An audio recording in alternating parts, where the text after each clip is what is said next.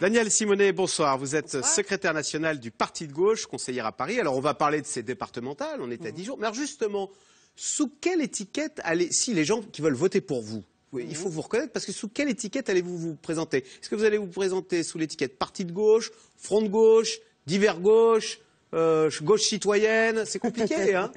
Alors, il y a une dynamique nouvelle qui est en train de se mettre en place. Vous allez avoir dans plus d'une quarantaine de départements, par exemple, des listes citoyennes qui vont être soutenues à la fois par le Front de gauche, mais aussi par Europe Écologie Les Verts, parfois également par Nouvelle Donne, par des collectifs citoyens. Et je pense que là, il y a une démarche extrêmement intéressante qui est de dire il faut que les citoyens reprennent en main leur destin. Comment? Eh bien, en soutenant et en participant activement à des listes où c'est eux qui décident des candidats et c'est eux qui décident du programme. Mais attendez, les gens ils veulent des choses simples. S'ils veulent soutenir M. Mélenchon et votre parti, ça va être quoi votre nom? Alors généralement, ce sont des listes. C'est compliqué. C'est des listes citoyennes soutenues par le Front de gauche et bien souvent aussi soutenues par Europe Écologie Les Verts, ce qui est une nouvelle force dynamique assez intéressante. Vraiment. Donc vos partenaires sur l'échiquier, ce sont les Verts. Les communistes, le Front de gauche d'abord, avec les composantes du Front de gauche. Jamais les socialistes. Est-ce qu'il y a des listes? Non, autonomie totale avec le Parti socialiste. Ils ont changé de camp. Ils mènent une politique de droite au niveau du gouvernement.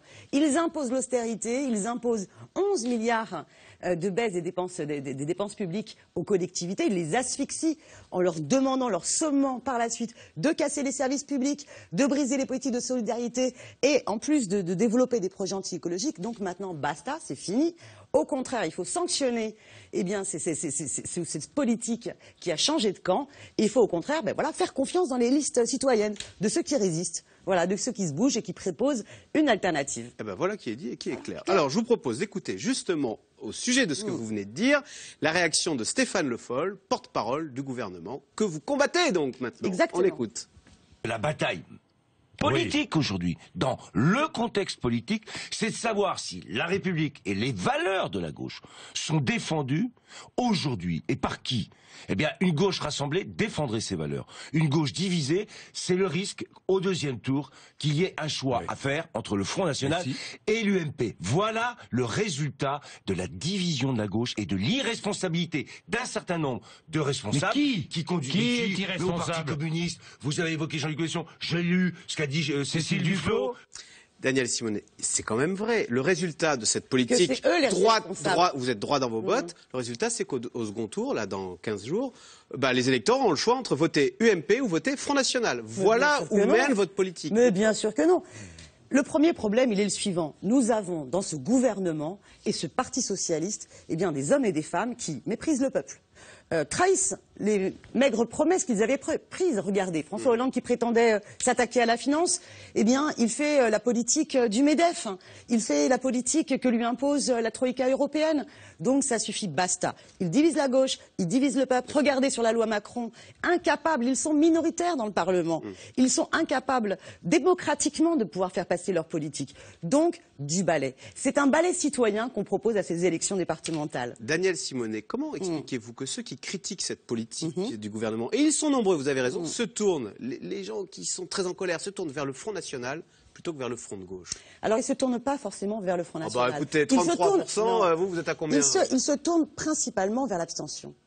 Le vrai problème, il est là. Oui, alors ceux qui votent, vous parmi avez ceux qui votent, une abstention qui est massive et qui montre bien à quel point leur façon de faire de la politique a désespéré les citoyens de croire en la politique. Et donc notre grande tâche à nous, elle est justement de démontrer aux citoyens que c'est à eux maintenant de se mêler de tout, qu'il faut cesser de déléguer à ces partis qui finalement accompagnent le système. Et ce qu'il faut, au contraire, c'est de se rendre compte que c'est quand on s'engage dans des actions collectives qu'on peut inverser le cours des choses. Danielle Simonet, vous avez dénoncé l'austérité bruxelloise, vous dénoncez l'ultralibéralisme.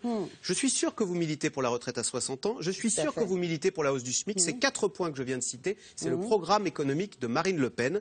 Je vais citer dans Le Monde aujourd'hui votre candidate du Front de gauche à Saint-Nazaire, qui dit, donc Nathalie Bruno, qui dit les communiqués du Front National, nous aurions pu presque les écrire à part 2 ou 3 phrases. Le Front National, il fait exactement comme les fascistes dans les années 30. Ils essayent de reprendre une partie du discours de la gauche et faire croire que c'est leur. Sauf que La vérité, c'est que le Front National, Marine Le Pen, elle est pour rester dans la règle des 3% de déficit public. Ah non, elle est pour sortir de l'euro et de l'Europe. C'est beaucoup plus cohérent que vous. Faites votre travail de journaliste, faites votre travail de journaliste. À partir de septembre, Madame Marine Le Pen a annoncé sur tous les médias qu'elle respecterait la règle des 3%. Le message qu'elle envoie, c'est marché financier, n'ayez crainte de moi si je prends le pouvoir, puisque je respecterai la règle des 3%. Et d'ailleurs, l'ensemble de leurs candidats respectent les politiques d'austérité. Moi, j'ai bien vu Valrand de Saint-Just, candidat du Front National à Paris, eh bien, il proposait ni plus ni moins qu'une politique d'austérité, de baisse des dépenses publiques de plus de 10%. Ce sont des ultralibéraux. Par contre, ce qu'ils essayent de faire croire, dans un cadre nationaliste, ce qu'ils essayent de faire croire, c'est que le problème, c'est l'immigré. Le problème, c'est le Rome. Le problème, c'est le musulman. Mais qui délocalise les entreprises? Qui ferme les services publics? Qui est responsable de cette politique de crise? C'est les intérêts privés qui dictent les politiques. Ce n'est pas le problème de l'immigration. Donc, oui, ce Front National, comme dans les années 30, essaye de repiquer les mots de la gauche. Mais il n'y a absolument pas photo. Ce sont les idiots utiles du système. Et c'est pour ça que beaucoup de médias ont pu à ce point-là en jouer et les mettre en scène et essayer de les dédiaboliser, parce que fondamentalement, l'extrême droite ne remettra pas en cause la logique capitaliste et productiviste du système. François Hollande, vous disiez tout à l'heure, il y a beaucoup d'abstentionnistes. François Hollande a d'ores et déjà annoncé, au fond, quel que soit le résultat des élections, même politique, même Premier ministre. Alors, il y a un petit changement. Alors, à quoi bon voter, vous vous rendez compte le déni démocratique? Vous avez des dirigeants qui, à la veille d'un rendez-vous du peuple avec le scrutin, de toute façon leur dit: on ne tiendra pas compte de votre avis. Il dit: pourquoi changerais-je une politique qui marche puisque la croissance où elle marche? Vous avez vu l'explosion du chômage? Le chômage, moins 19 000 en janvier. Oui, bien moins sûr. 19 000. Bien sûr. Est-ce que vous avez vraiment le sentiment que la misère, elle recule dans ce pays? Absolument pas. Alors, leur politique aggrave la situation. Néanmoins, concession de François Hollande, il souhaite remanier et élargir sa majorité. Est-ce que la venue de quelques écologistes au sein de ce gouvernement serait la bienvenue, parce que ça porterait un peu de sang neuf et ça pourrait infléchir, pourquoi pas, la politique du gouvernement? Est-ce que vous pensez une seule seconde que je suis favorable à la participation au gouvernement? Non. Je pense que c'est un débat qui traverse les écologistes. Et ils ne sont pas au clair là-dessus. Une grande partie d'entre eux est de plus en plus au clair là-dessus. Moi, j'ai vraiment le sentiment, quand on écoute Cécile Duflot, elle a tenté au début l'expérience. Elle s'est dit, après la victoire de François Hollande, on va tenter, on va essayer de voir. Et puis elle s'est bien rendue compte que de toute façon, le schéma, la politique de ce gouvernement, ce n'était pas de mettre en place une transition énergétique, ça n'était pas de penser la planification écologique, respecter une règle verte dans ce pays. Le nucléaire, c'était un échec total. Daniel Cohn-Bendit dit au sujet de Cécile Duflot, elle joue la politique du pire pour ensuite faire émerger une vraie gauche bien dure comme Syriza en Grèce ou comme Podemos en Espagne. C'est sa stratégie, vous pensez? Mais ce n'est pas la politique du pire.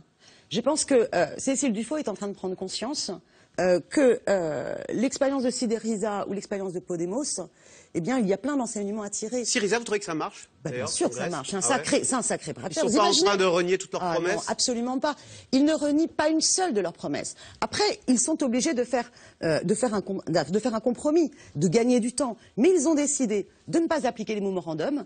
Ils ont décidé de mettre en place une réforme fiscale qui ne correspond pas à ce que voulait imposer la Troïka européenne, puisqu'ils ont refusé d'augmenter la TVA, mais ils ont décidé de s'attaquer à l'évasion fiscale, à la corruption, taxer les riches.